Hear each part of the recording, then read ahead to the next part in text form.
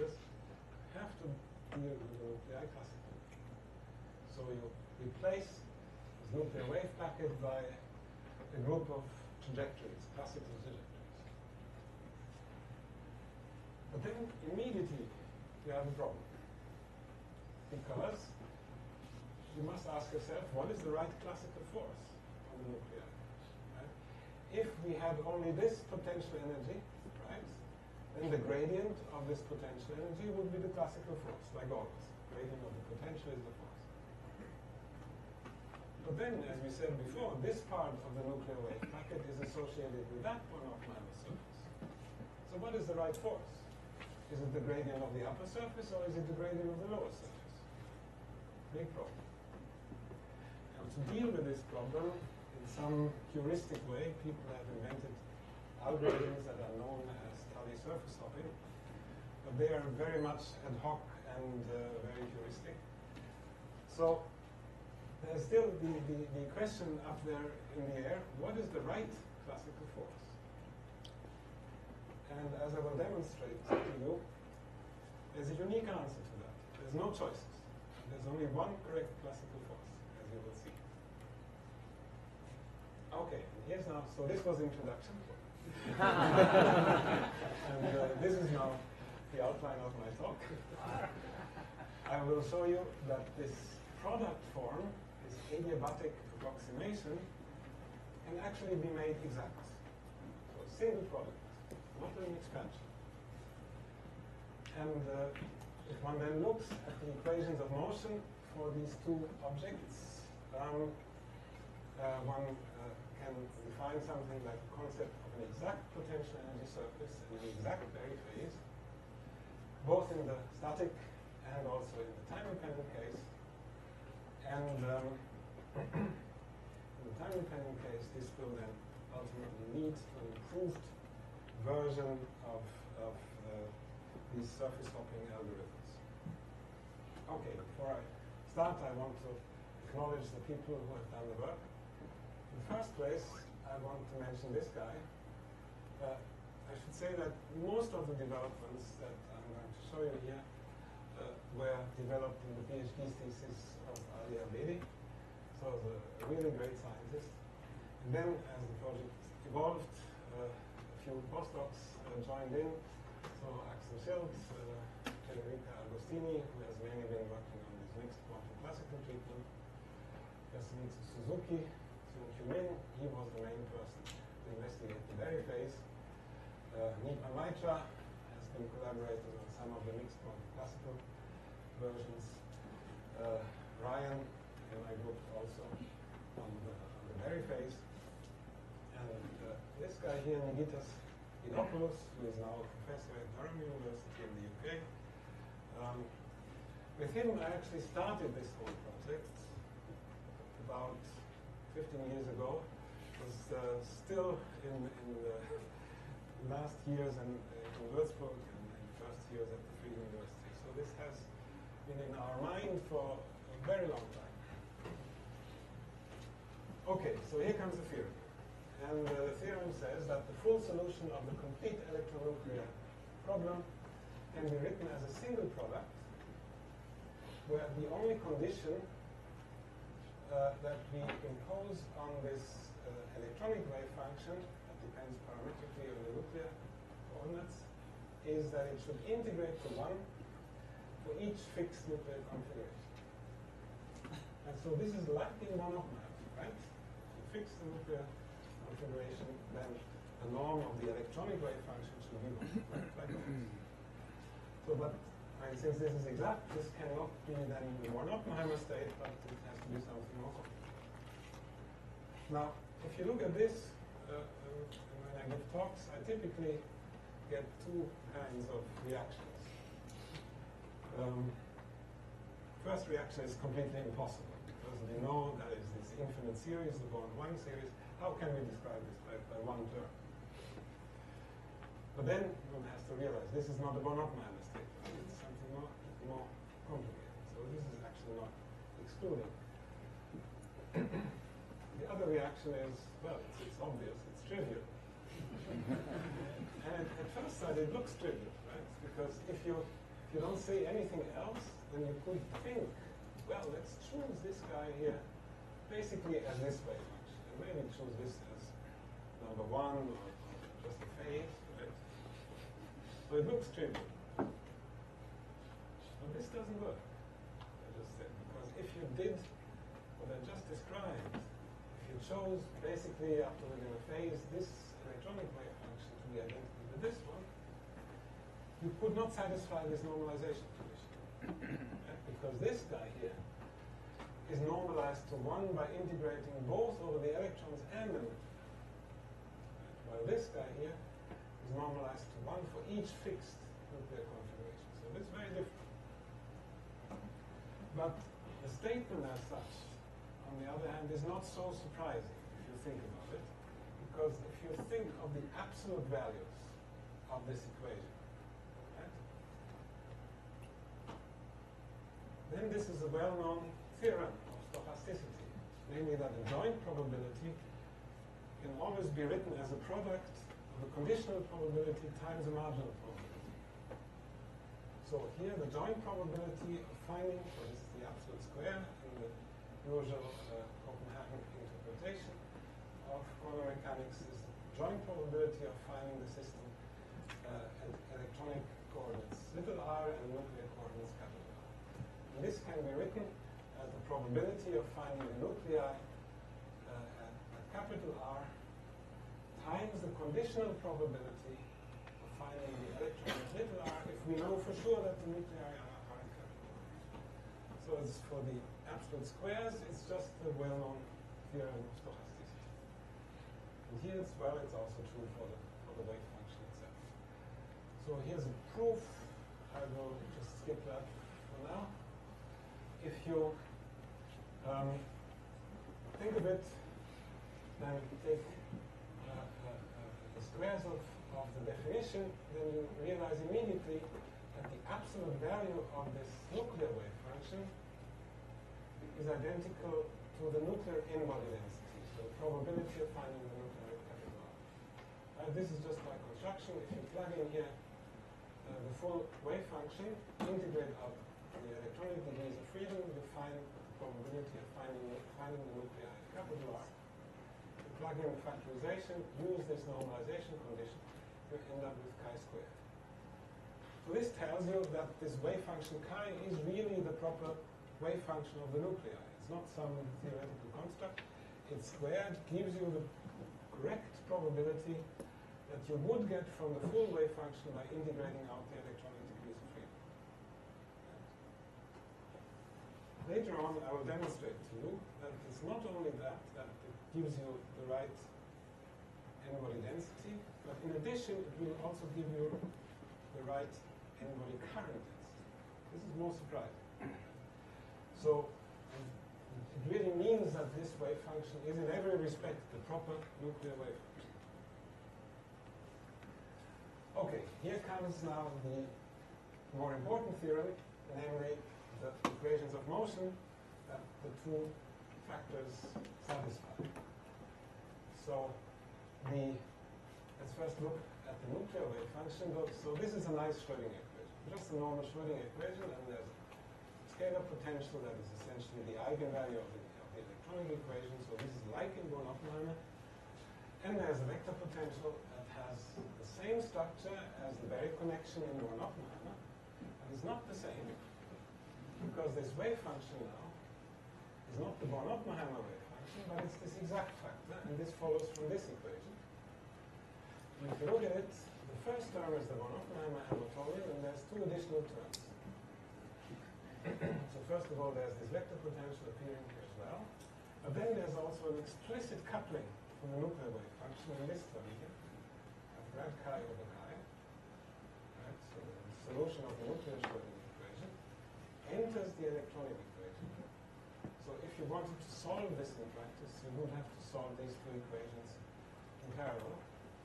It's actually a horrible equation, if you think about it. So what appears here is gradients with respect to the nuclei. Right? So this is not even an operator in the electronic Hilbert space. This is something really weird. This is not a Hamiltonian operator in that sense. addition, it's nonlinear, right, because it's vector potential. So actually, if you take this as an exact set of equations, it's much harder to solve than the Schrödinger equation itself. From that point of view, it's not useful if you want it to do exactly. But it will be useful if you use this as a starting point of approximations. And it actually gives you a way of finding approximations that without writing it in this way, you would never dream of. And that's the value of it. Excuse me, a question. Do the theorems involve in fast motion of electron and slow motion of nuclei? No. Then what breaks the symmetry between nuclei and electron? Because the equations are written in different form. Yeah, nothing. You don't have to do it. In this way, you can do it also the other way around. Is that right? So you could write it down as a conditional wave function for the nuclei, conditional with respect to the electrons times a purely electronic wave function. We have done that with that. See, sometimes nuclei really move faster than the electrons. So an extreme case is a high Rydberg molecule. Right? So if you have a molecular vibration, and if you create a wave packet in a very high Rydberg state, right? So that then the electrons move very, very slowly. In fact, slower than the molecular vibration. In such a case, people have actually used an inverse Born-Oppenheimer approximation. And then you could exactify that one as well. So there's no approximation made that uses the fact that usually electrons are slower than electrons. No approximation at all. So it also applies to same mass, two Yes. species of same Yes. mass. Yes. In fact, we apply this concept also to electrons alone. Right? You do this as well. So you single out, let's say, one electron and evaluate the conditional probability with respect to the others. Right? So it makes sense, for example, if you think of ionization processes. Right? There's one electron that moves out very slowly, but the others that are near the nucleus, they're fast. And so it can be done in this way as well. We have a paper on that as well. Okay, but then so we have these exact equations, and here the potential energy surface and the vector potential appears, and we call this the exact potential energy surface and the exact vector potential, the exact vector potential. So how do these exact potential energy surfaces look like? Well, we evaluated that for a model system where we can actually find the exact solutions. And this model system was invented by Shin and Matthew many years ago. It has 3 nuclei. 2 nuclei, this one and this one, are fixed, so they don't move. They just provide the potential. And 1 movable nucleus and 1 movable electron, and the motion of these 2 is confined to this one-dimensional line. So it's just 2 degrees of freedom. The nuclear and the electron degrees of freedom at this line. And then that's easily solved, both exactly and in Born-Oppenheimer. And this is now the 3 lowest Born-Oppenheimer potential energy surfaces. Here you have a avoided crossing. Here is another avoided crossing. And if you then plot the exact surfaces, they look like this. Right? So I switch forth and back a little bit.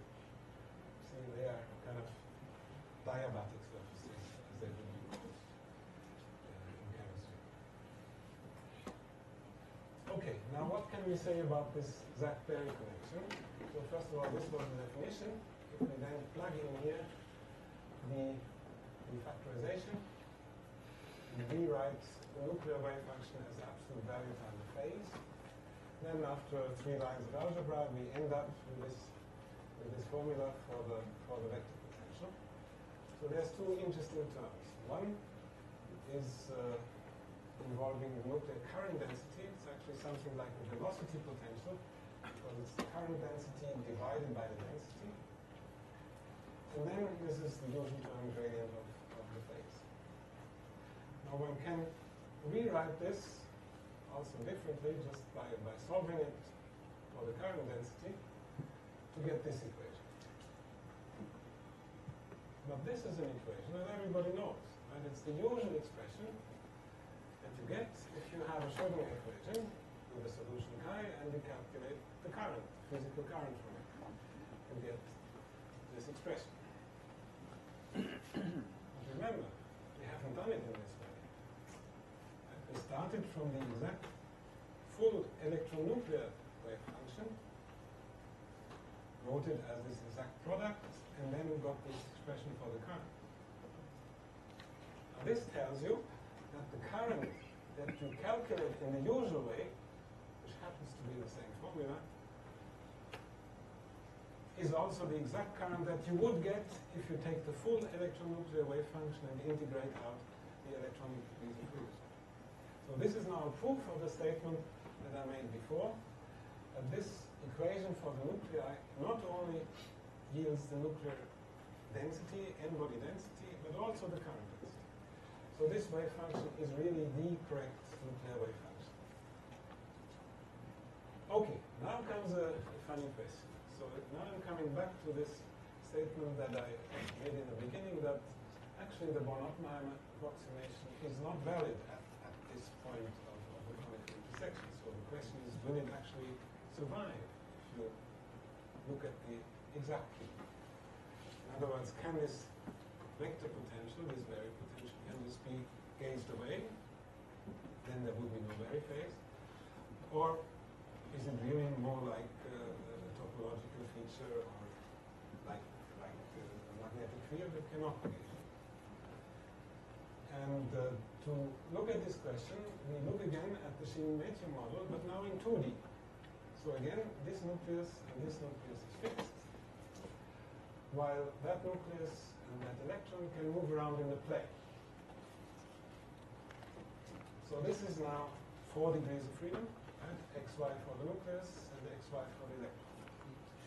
This can still be solved numerically exactly, so this is still feasible. And we can also solve it in Born-Oppenheimer, and this is the Born-Oppenheimer surfaces. So there we find a proper conical intersection with the Berry phase associated in Born-Oppenheimer.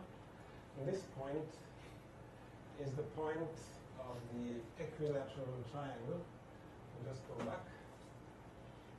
Right? If the third nucleus forms an equilateral triangle here, then there's a conical intersection.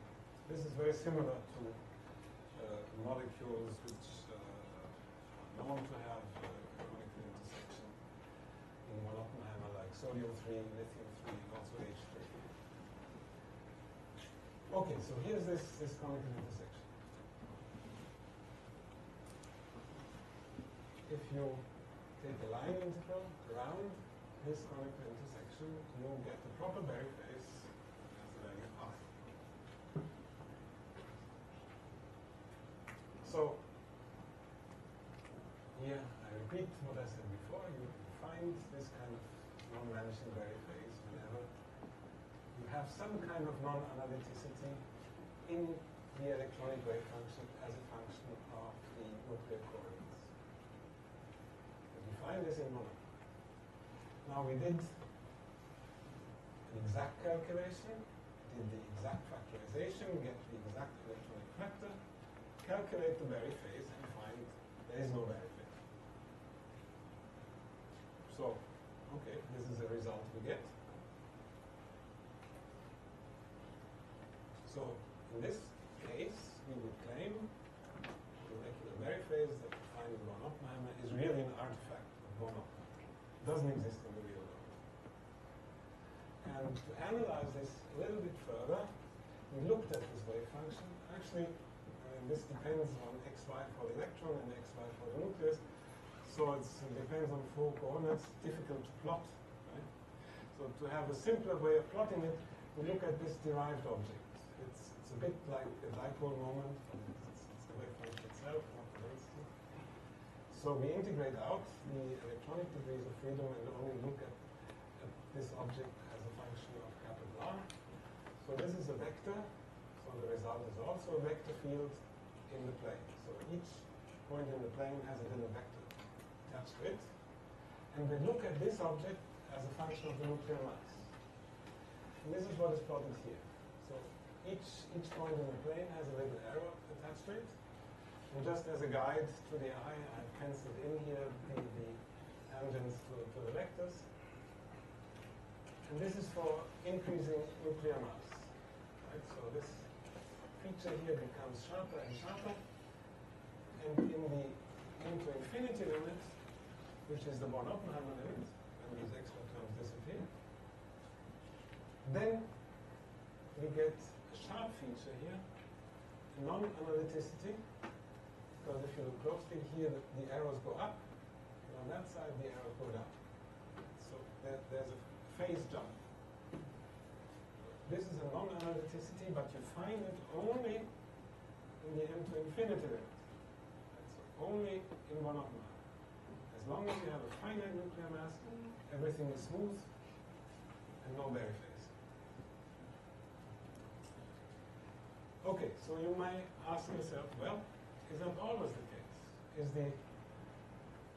Is the molecular Berry phase always an artifact of Born-Oppenheimer, or are there cases where we have a real thing? And in fact, we found now a case where a non-trivial Berry phase appears also in the exact field. So this exact vector potential leads to a proper Berry phase. This is a case where you have a so-called molecular pseudo-rotation. I don't have time to discuss that in detail now. Here's the reference.